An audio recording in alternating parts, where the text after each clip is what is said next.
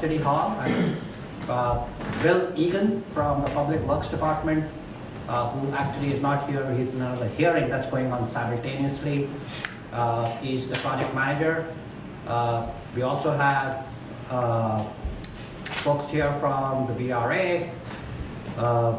We have Lauren Shurcliffe, and we have Jonathan Green from the BRA. So it's a combined effort. We are, this is a follow-up meeting from a meeting we did about, I would say, 3 weeks ago over in the North End. And I want to find out on the same topic, cycle track on Constitution, on Commercial Street. I wanted to find out how many of you were at that meeting. So we do have, so were you folks at the back not at that meeting? At that first meeting? No. No? All right, and you sir were also not at. What I'll do is I'll quickly go through the background and we'll take it from there. So for folks who've seen this a number of times before, bear with us. I should also mention that at the last meeting, we presented our concept. We got general approval for the concept from the North End community, and we said, but there were some issues that had to be addressed. And this meeting is really to try and address those issues and see if we can make any changes to the design as it currently stands. Having said all that, so we'll talk about what those comments were. We'll show you the revised design, and then we'll talk about next steps. The Connect Historic Boston is fundamentally an initiative that we are working with the National Park Service as well, so we can connect public transportation or subway stops through bicycling and walking to historic sites in the city. That's the fundamental reason why we're doing this project, and the idea is to really improve access to historic sites. We did a planning study with the National Park Service, started about 2 years ago, which identified a whole host of projects that would accomplish that goal that I had mentioned in the beginning. We saw this opportunity to put in an application for something that's called a Tiger Grant, which is a federal program coming out of the stimulus funding from Washington. And we said, hey, let's put in the application, we see what happens, and lo and behold, we won. And we now have $23 million to spend on 4 projects that I'll talk about briefly, but one of them is the one that we're going to look at today. The Connect Historic Boston initiative is more than just physical improvements. Last summer we did treasure hunts, we had a design competition for students, we did wayfinding, there was a whole bunch of kind of programmatic initiatives that went along with the physical piece. As part of the planning study, we had many meetings, agencies.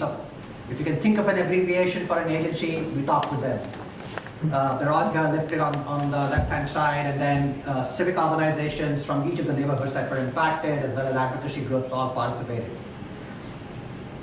So the 4 projects that got funded, one was the Blackstone Block, which is, I think most of you know where that is, right? It's the oldest colonial network of streets in the country. So we're going to make improvements there. Constitution Road, which is the section that connects North Washington Street Bridge to the Charlestown Navy Yard and the USS Constitution. The Freedom Trail goes over there. That street really needs a lot of improvement.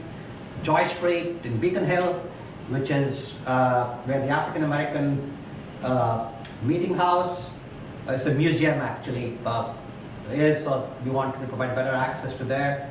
But the first one, which I mentioned last year, is the Connect Historic Boston Trail. And this is a trail that goes from right outside Christopher Columbus Park on Commercial Street, and then it goes behind, underneath North Washington Street Bridge, comes out on Causeway Street, and goes down Stanford Street and goes all the way up to Cambridge Street, and therefore with Beacon Hill. So the section that we're going to talk about today, I'll get back to that slide, is really this section. And we're going to talk to you about where the design stands and what issues we heard.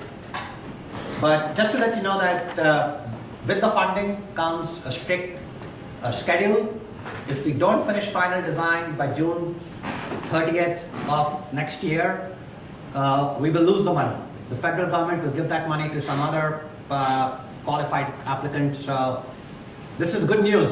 It's very seldom that you have a deadline, so it makes everybody smarten up, and we know the money is there. So our goal is to working with all of you to get it done. I talked about the trail. Again, this is to connect transit hubs to historic sites and to provide different choices, whether you're taking public transportation or biking or walking, and really make it friendly for families. So if you're cycling, it's just not for the average cyclist who's used to traveling in mixed traffic, but it's to encourage families and to really provide enhancements for pedestrians as well. So this is the first phase of the project. I just talked about the goals in general, but the goals that are specific to this section of the project are pretty straightforward. And we talked about these at the last meeting. I want to emphasize them again, and we'll show you when we get to the detail of how we achieve them. We want this section of the trail to be, this section, well, all of it, to be pedestrian friendly. That's our first priority. But we also want to provide bicycle friendly, bicycle kind of facilities. We don't want the lanes that are or bicycles in mixed traffic. We want to provide a cycle track, and we'll show you what that is. We also want to retain each and every parking space that's in this corridor. And our proposal, actually, we are trying to see if we can add some on-parking spaces. We will not remove a single parking space. Also to let you know that on the pedestrian side, we're not reducing the width of any sidewalk that's there today. We're just enlarging everything. So it's really a win for everybody. And we are maintaining the number of travel lanes that you have in this corridor today. We're maintaining those lanes. It's actually a total of 3 lanes. And so we're going to maintain each of those travel lanes. It just so happens that there's already a bicycle lane in each direction of 5 feet. So we're simply going to combine those 5 feet into a 10-foot dedicated, separated bicycle cycle track here. And we can do the details of that in a second. We heard a lot of comments at the last meeting.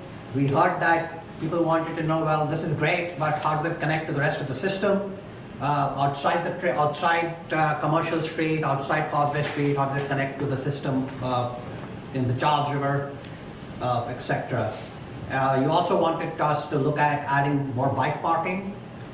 There was a discussion at the last meeting that with the addition of the bike lanes last year, were there any impacts on the number of cars that are on Commercial Street? And we'll respond to that as well. There was a little bit of discussion on that. You asked us, well, this is great, you're going to put the cycle track, but how does it really separate from the sidewalk? Is it safe or is it not safe? And we'll address that as well. There were some specific issues at particular points in the corridor, particularly when you come from Atlantic Avenue and make that sweeping right turn around Christopher Columbus Park. And so there were some issues about that not being very safe. And then right near the rink, or where the fields are, there's a turn over there, and there were some issues about how are you really dealing with that, and we'll get into that as well. That in a nutshell were all the comments that were raised at the last meeting. If there are any of you who were at the last meeting who think that we've missed some of the comments that we heard, kind of major comments that we heard, we're happy to listen to you right now before we get into the bulk of the presentation, which gets into the nitty-gritty and shows how these comments have been addressed. Welcome. Have a seat. I can't say all Vinny, last meeting I brought up the segues. Oh, by the way, I should have mentioned at the beginning that this entire meeting is being is on tape through the North End Waterfront Association. Yes. And you can view this. It will be made public and is viewable as is the tape of the last meeting, on their website, northbound.waterfront.com and northandwaterfront.com, and or then, YouTube. and then, But how the Segway tours will be handled on the cycle track or in the road. And secondly, the narrowing of the lanes, there were some comments brought up about how that would affect potential sure. safety. I'm not sure if we are, I can address the Segway issue by saying that we haven't really, as part of this project, we're not going to look at where segways can be or cannot be. That's a separate issue that the city has to address at a policy-wide level throughout the city. So I don't have an answer to that off the bat. We can get into the language when we get into the presentation. Anything else? So we're going to start the bulk of the main presentation by talking about the connections of this trail with the rest of the system. Nick Jackson from the Tool Design Group. Great. Thank you, Vineet. So again, my name is Nick Jackson from Tool Design Group.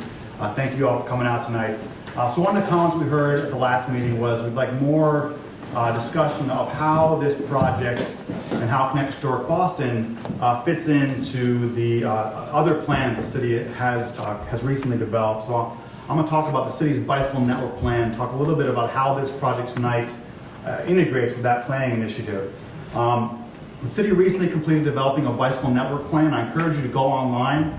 There's an online interactive map that allows you to view all the details of the network plan at the City of Boston website. So I encourage you to check that out. As part of that process, the city asked cyclists to draw lines on a map to represent where they bicycled. These lines here are shown visually in orange, and that was one of the inputs that we used to develop the network. And as you can see here, the project tonight we're talking about is here on Commercial Street.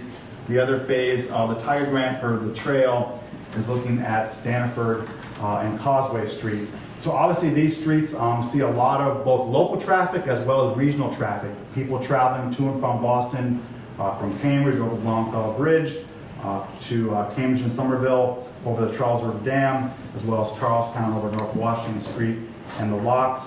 And then Commercial Street also provides connectivity for people living in the neighborhood to connect to the pass system along the Charles River, as well as the Greenway and South Station to the south. So just quickly looking at the city's bike network, this is a snapshot of where the city is today with its bicycle network. You can see the green lines here on the river are the off-street trails, the multi-use paths that exist today. And then the blue lines are the bike lanes that exist. We mentioned we have existing bike lanes on Commercial Street that we're talking about upgrading to cycle tracks. And I know some of these bike lanes you actually may go out there. I don't think the thermoplastic is down yet, but the spray painted lines have been installed. So those lanes will be installed soon. So as part of the planning process, we're looking into the future. Where does the city want to go with its network to create more connectivity? And one of the things that Vineet mentioned is the goal of the plan is we want to attract more people to bicycling. We don't want to design a system that just works for those people who are comfortable mixing up the traffic. We want to design a system that's comfortable and accessible to all types of people. So the cycle track is one of the ways to do that. We know that appeals to a much broader part of the population. One of our terms is a family-friendly network, something that parents are comfortable bringing their children out to ride on. So that's where we are today. The city has a short-term vision to develop that network. You can see here, our plan here, the purple line is upgrading to a cycle track. The cycle track's here on Causeway and Stanford, and then connecting here to the off-street trail system and back to Causeway Street. We also looked into the future. Where does the city ultimately want to get to? And the goal is a dense, interconnected network of facilities that allow people to travel throughout the city and throughout the region by bicycle. So that's a snapshot of the network. And I think one of the things that we heard, just going to go back quickly, obviously we can't build this all at once. It'll be phased in over time. But one of the things we heard is, well, how do you connect this new cycle track to the bike lanes here along the Greenway? Those are there today. So that's one of the things we've looked in a lot of detail at. How do we make that connection work? How do you transition from one facility to the other? And we'll show some detailed designs for that. We also look very closely here at how do you, if you are on the street here, how do you transition to the cycle track and off the street there? So we have some very detailed design solutions for that we'll talk about. And with that, I'm going to turn it over to Dave. Okay, thanks, Nick. I'm Dave Matton with Howard Stein Hudson Associates. We're the prime consultant for the city on this project. We had been working on the Causeway Street for a number of years, and this was added to some of the work that we're doing. We also were involved with Nick and Tool Design Group when we looked at how what the impacts would be of adding bike lanes on Commercial Street, and so we were part of that team as well. And so we have some familiarity and history with what has happened over the past several years out on Commercial Street. This is a volume comparison just to show you based on the volumes that we took in 2010 when we looked at adding bike lanes compared to just recent volumes taken over the past year, what the differences are. And you can see eastbound or southbound to some heading on Commercial Street. In the morning, in 2010, it was about 250, and so we've added about 50 peak hour trips in the morning. And in the evening, heading in that direction, it's about the same as it is. It was the same as it is today. Westbound, that's where we've seen some of the most dramatic differences. For all intents and purposes, heading westbound or northbound towards the north on Commercial Street. 2010, we had 324 cars and 340. So statistically, they're about the same amount of traffic heading in that direction. And that's in obviously 2 lanes in that direction, and 1 lane today coming eastbound. And in the PM, that's where we saw the biggest difference is actually fewer cars in the PM heading in that section, almost 200 or a little over 200 cars in that direction. One of the other things that we looked at was obviously there were impacts at the intersection of Atlantic Avenue at Cross Street, heading towards the park. When we looked at what the impact would be of taking out a travel lane in that direction, we acknowledged that we'd have more queue, and that's obvious. You want to say something? Just after you finish. Okay. And so we looked at that, and we predicted that the queue would extend almost 2.5 times of what it was back before. And the volumes and the analysis that we've done at that intersection have reinforced that. I mean, the queues are longer at that intersection, and but one of the things that we're also looking at is retiming that intersection as part of this project to help alleviate some of that impact on the traffic coming out of there, particularly in the PM hour. Very Okay. So again, we did look at traffic, and we looked at both event at the garden and non-event at the garden traffic, because there is a difference, and we would expect that. And so the red really is total traffic heading in both directions during a non-event, but you can see the event traffic in blue, it is a little bit higher in the north end. Just to clarify, we're not talking about the impact of the project that we're about to show you. But at the last meeting, we were asked to analyze the traffic that was on Commercial Street before we put in the existing bike lanes. We were asked to analyze that traffic with the traffic that we're observing today with the bike lanes in, because we took out a travel lane. That was the kind of question that was asked at that community meeting. For this proposal, we're keeping the bike lanes to be, the travel lanes to be the same as what you see on the street today. So the data from 2010 reflects 4 lanes of traffic. Exactly. Right. And now the 2013 data. It's 3 lanes. 3 lanes, yeah. And so And again, we're not changing that situation, so traffic-wise, there won't be a difference from what you see. In fact, there'll be less side friction with the bike lanes being removed from the street. There'll be less friction on the street. Now they'll be in a separate facility. Good point. So we're going to start over at the Christopher Columbus end of this project. And so today on Atlantic Avenue, and here's Cross Street, Atlantic Avenue as it runs into Commercial Street and Merchants Row, and then I think it's Purchase Street or Surface Artery on the other side of the Greenway. Today there's an existing bike lane on Atlantic Avenue, and on Merchants Row, there's a median down the middle of Merchants Row right now. So I'm going to talk about that intersection in a little bit more detail in a second, but what I want to go through is how this section here in front of Christopher Columbus Park works. Today, there is a brick sidewalk that basically runs from Joe's American Bar and Grill all the way down towards the intersection. Our project will not touch that sidewalk at all. In fact, we'll keep the existing curb that exists today. All of our work will be out in the street part of that. And so if you look at the cross section over here, we're maintaining the existing sidewalk, and then the cycle track will be 9 feet wide in that area, and it'll be at the same elevation as the roadway is. And it'll be separated with a 2-foot raised buffer. So 2 foot with a 2 foot wide by 6 inch high sidewalk, or not sidewalk, but granite with perhaps some vertical elements on that, perhaps bollards along that section. And this section here is different from the rest of the project that I'm going to describe. So again, we're maintaining the number of travel lanes, 2 lanes northbound, 1 lane southbound with parking, 2 lanes northbound, 1 lane southbound with parking on the neighborhood side. And so we're not touching anything on the neighborhood side at all in this block. And in fact, we're not changing anything along the neighborhood side along the entire stretch. The only changes that we're making are at some intersections. We're improving handicap ramps. So those are some modifications that we're making, but none of the work on the neighborhood side will affect parking in any way, with the exception of this piece right here. So we're not changing or removing parking at all, but we are bumping out these corners. We're able to do that with where the turns are happening. Today this is a one-way street. And we're adding some parking on either side because of what we're doing at that intersection. So we're adding a space on either side of the street in that block. But again, keeping parking the rest of the way the same.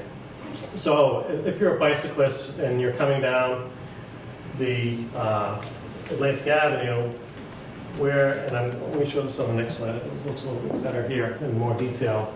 Again, Atlantic Avenue. What we're doing is, again, we're keeping that existing curb line, and bikes would come into this slot and ride along what will be the two-way facility. And so that handles traffic coming from Atlantic Avenue.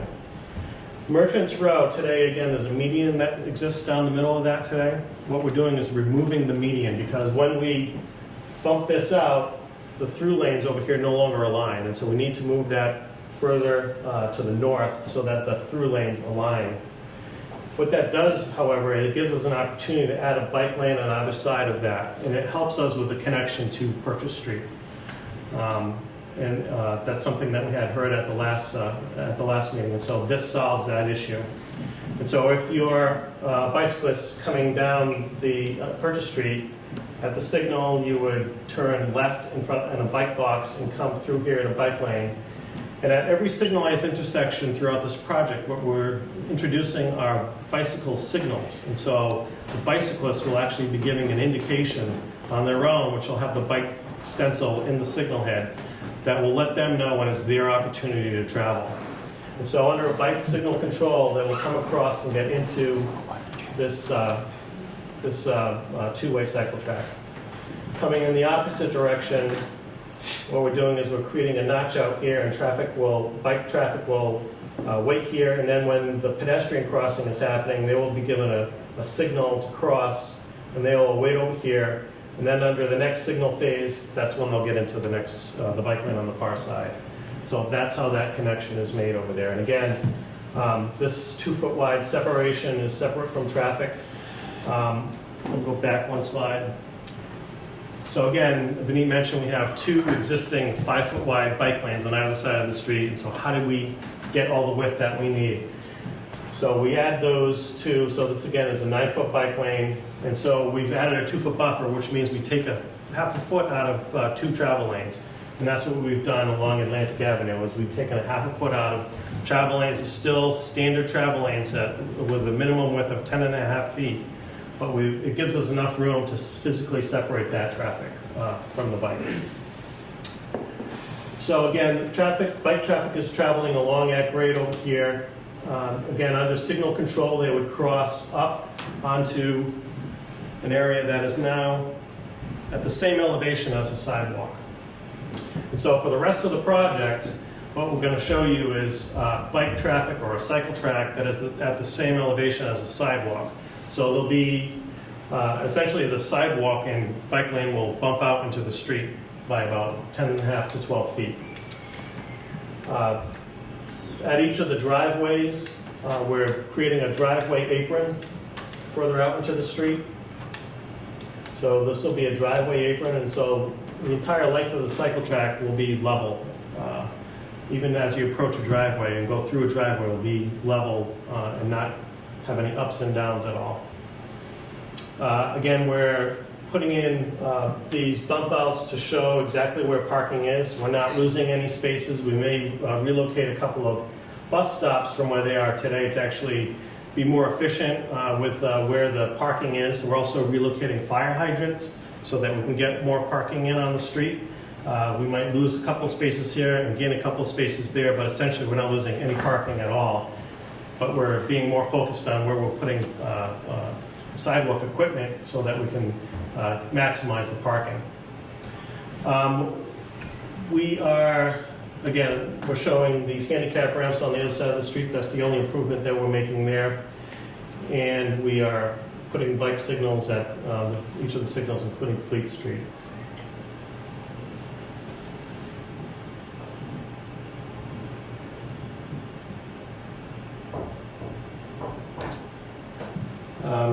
Again, it's all similar to what we had shown you last time. We're not, we didn't really change anything, but one thing that we did change was in the last go around, there were a couple of places where we had to squeeze the sidewalk.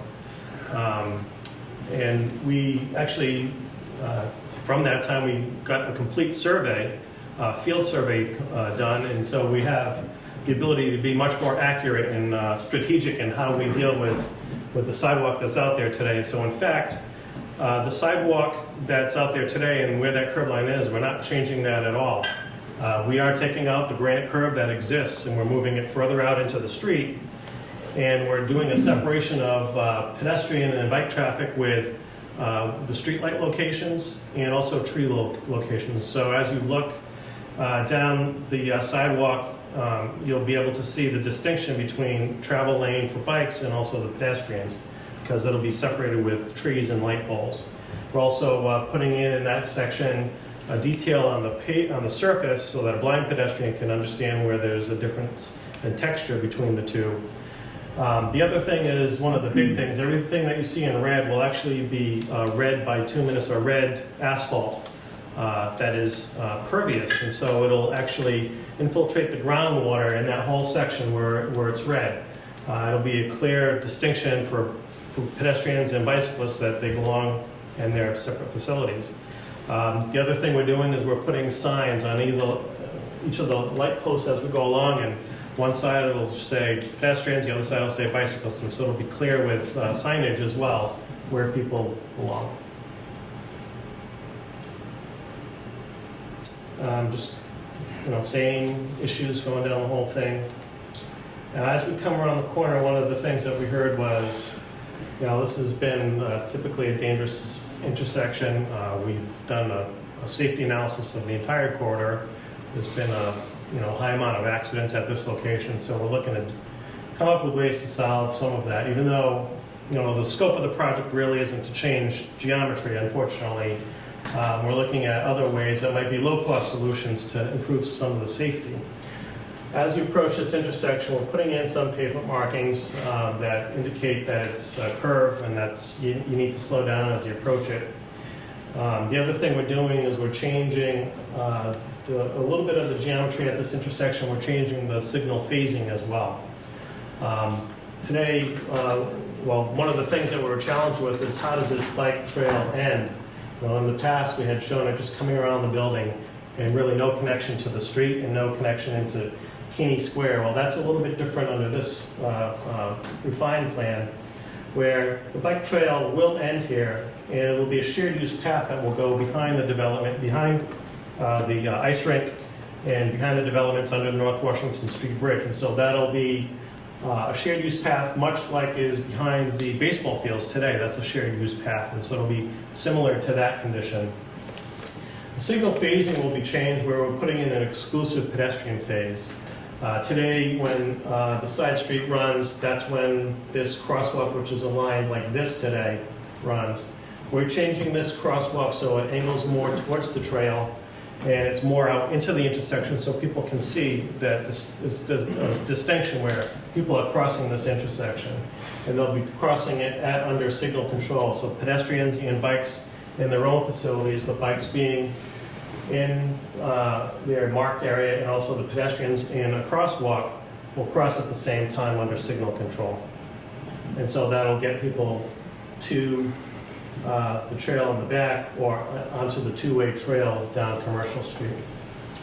Because of right-of-way issues and just the narrowness and the buildings right up against the back of sidewalk and all the other activity that happens, basically from here all the way into Kenney Square, there's not really much that we can do for bicyclists other than the sharrows. And so what we've done is we've put in an enhanced sharrow, which is an indication to vehicles that they need to share the road with bicyclists.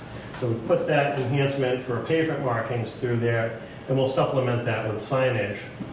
As you're traveling from Kenney Square in this direction, we're putting in this little pull-off over here for bikes that want to cross to the trail, and so they'll have the opportunity under push button or detection to cross protected through the intersection. And again, we're not changing any of the other sidewalk conditions along the entire section. When a taxi pulls up to the curb, which is the new 3-foot curb, the passenger going into that taxi always has to cross over the bike lanes, correct? So you're looking in this direction here? Any place along our street. Well, it's different, again, this is different here than it is down in front of Christopher Columbus Park. But in this section here, it'll be at the same elevation as the cycle track. So yes, if they pull off over there, they will be crossing from the buffer zone through the cycle track to the back of the sidewalk. And likewise, the door of the taxi will open into the cycle lanes. Well, that's why we have that 2-foot buffer. It's for that door swing. Let me just see if there's anything more here. So again, this is just a little bit more detail of how what the pavement marking and how we're making this connection in this scenario is now. I think that's, yeah. On stretches of the roadway where there's the cycle track, are bicyclists prohibited from riding on the commercial traffic lanes? No, they can. They have the option of choosing either one. But, we expect everyone to be on, as experienced in other cities, people will use the cycle track. Once in a while you'll find some speed merchant to, do that. Forgive me, I was not at the first meeting. Is this a design that I can see in other cities where they've done this elevation changes? Where would that be? Amsterdam. But any place in the U.S.? Well, across the river, Cambridge was one of the pioneers of raised cycle tracks in this country. They rebuilt Vassar Street through the MIT campus with a sidewalk level cycle track. Many other cities now, New York, San Francisco. I think many of the facilities you're seeing in this country, the first generation, are retrofit projects. Yeah. So often they're done with simple flex posts and paint. As cities are going back to rebuild those streets or upgrade those, they're often elevating those facilities. Okay, I promise you I have another question. Is there, along that barrier, which is just vital for the taxi doors and everything else that will open into the ramp, you had mentioned some kind of a flagging system perhaps where it's more obvious that this is a division of bicycles and traffic. Is it just for this section? If I understand you correct, so when I was talking about something vertical, Yeah, I was vertical. really talking about something vertical just along the section where there's only a 2-foot wide raised piece. Let me. You ever fall 2 feet off a ramp? That's not, I got about my teeth replaced from doing that. yeah, that's not a pedestrian area right No, now. the bike's only, but they're 2 feet up. No, they're 2 foot wide by 6 inches high. Same as a standard curb. And in fact, on the inside of this curb, what we're doing is we're beveling the inside of the curb so that if a bicyclist does fall, it's not on a sharp blunt end, and so it's on a beveled surface. And just to clarify, I think there's, as Dave mentioned, there's two kind of typical conditions for this. One where we have on-street parking and one where we do not. I think the section here along Columbus Park, there is no on-street parking along that section. Throughout the other section, there is also on-street parking between the cycle track and the traveled way. Yes, sir. For people that bike all year round, comment about snow, removal of snow. We have been talking, and the Public Works Department is actually leading this process, and we are building similar cycle tracks in different parts of the city, and so we would take on the responsibility of deploying. Where did you grow up and how much snow have you seen in your life? I'm sorry? Where did you grow up and how long you lived in this What does that country? got to do with my presentation here? Pardon? I said, I'm not sure what Well, you're I'm- talking about you're like a snow expert, but you have an accent. I want to know if you, That's an inappropriate question, I'm sorry. okay. So my accent is not relevant to what's been discussed over here, so. I'm not, Next question, my please. accent is neither, but I'm just saying. Next question, please. You had made a reference to something called signal phasing in terms of addressing the pedestrian and traffic flows at the intersections. Could you elaborate on that, what you mean by that? Sure. So at each of the intersections that are signalized today, there's typically two indications. One for the pedestrians, the walk, flashing don't walk, that indicates when they're going. Then one over the travel lanes for the vehicles that indicate when they go. And so typically, for instance, if you're traveling in this direction as a car, the side streets have the red indication, and the pedestrians that are walking on either side of that will have their walk indications at the same time. If you're a bicyclist now, what you'll have while that vehicle traffic is traveling, you'll also have a green indication for the bikes as well.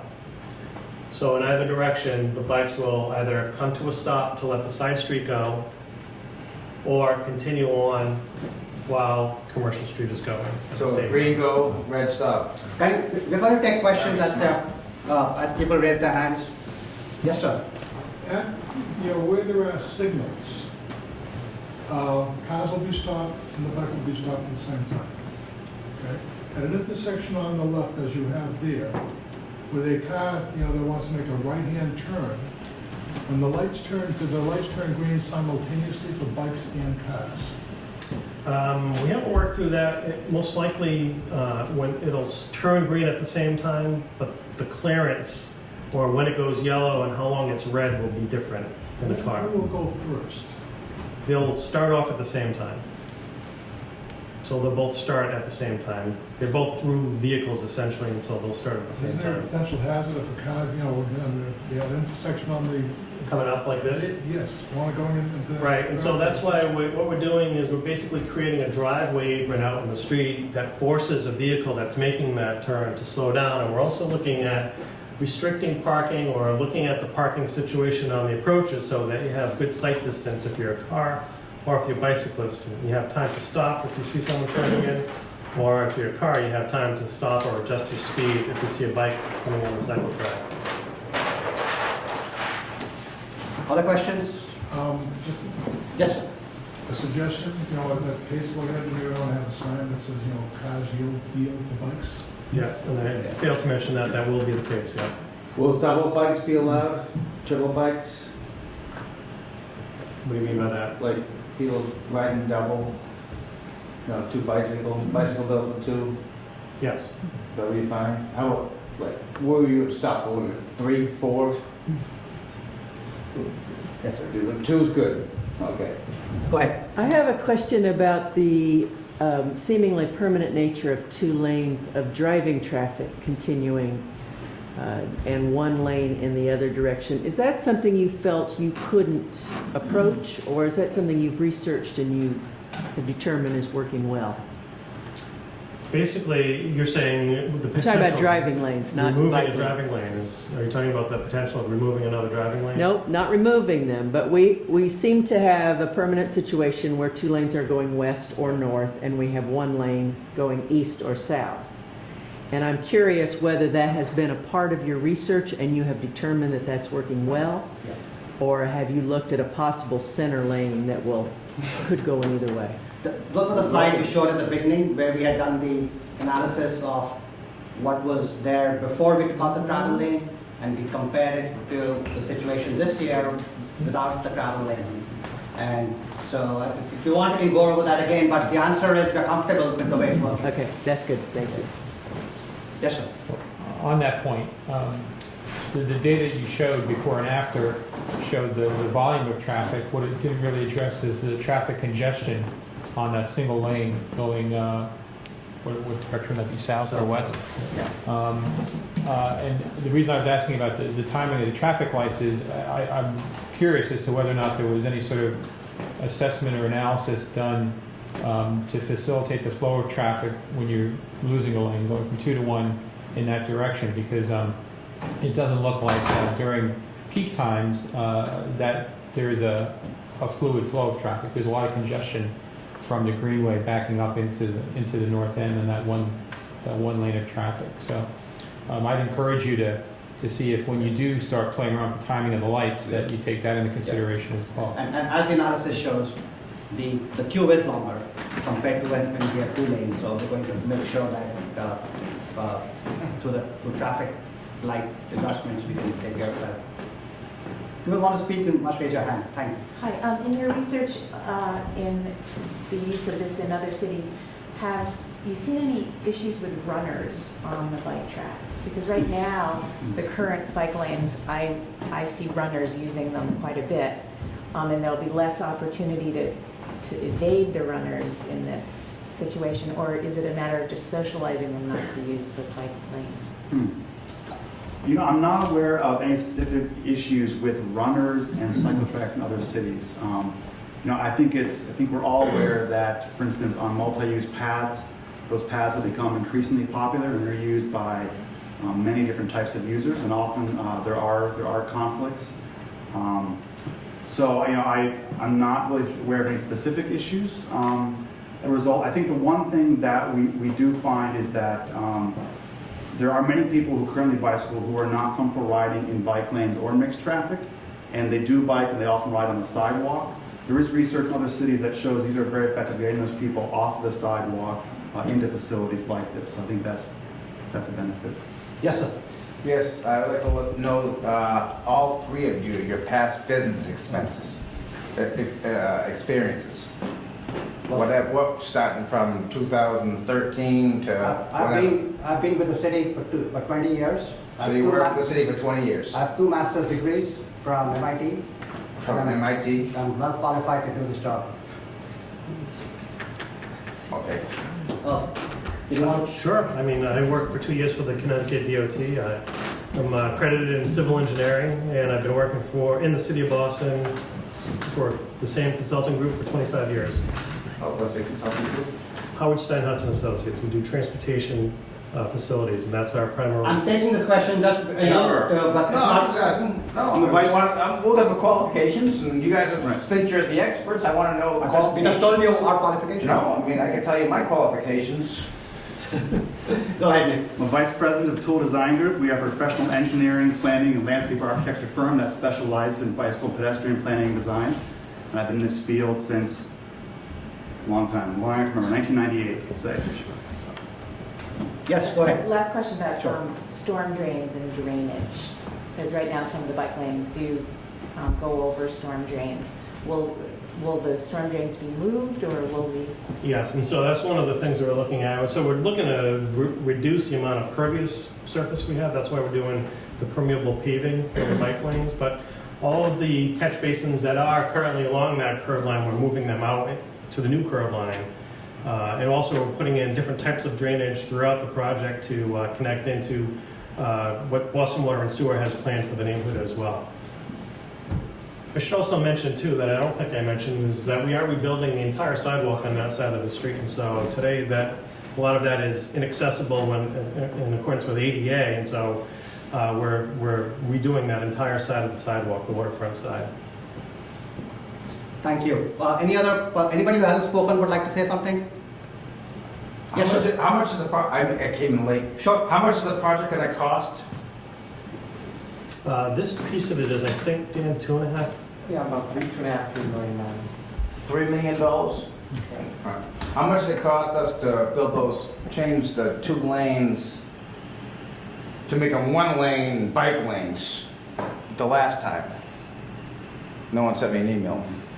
Do you guys know how much that The cost? typical bike lane per mile, everything's about, the cost is of just changing the pavement marking. Well, I just It's need to know. negligible. It's much less compared to this, All right. if that was the point of So you worked in the public industry for 20 years. You were always in 20 years, and you've been private and public. Correct. And you're the guy with the grand scheme. It's a combination of You're a the lot of guy who folks. never presented. You. Okay, thank you. Thank you for your comment, sir. Okay. Any other questions? So as next steps, we are going to come back to the community sometime in late January, and we'll have taken this design to the next level of detail. We will continue to work with you. We are happy to meet with anybody one-on-one. Just contact us. Our goal is to, as we did with the last meeting, is to do this hand in hand with the community and make it something that we're all proud of at the end of the day. So thanks very much. Thank you very much. Did you also mention that we're going to post the presentation? Oh yeah, I'm sorry. This presentation is on our website, connecthistoric-boston.com. .org. It's right there. Do you have cards or anything? You can hand out? Oh, yeah, big pictures. So, Hand out on the table behind you. Thank you. thank you.